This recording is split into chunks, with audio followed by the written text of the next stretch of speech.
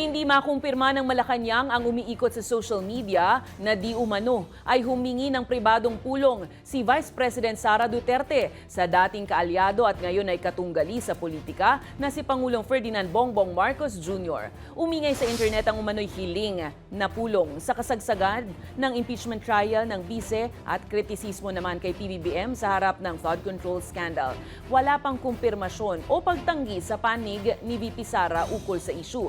Pero kung sakali mang totoo na nais ngang makipagpulong ng ikalawang Pangulo, bukas naman anila si Marcos na makipagdialogo, hindi lang sa bise kundi kanino man.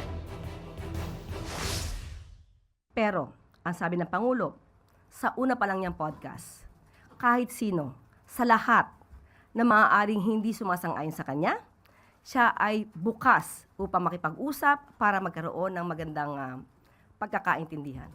Hindi partikular para kay Vice Presidente.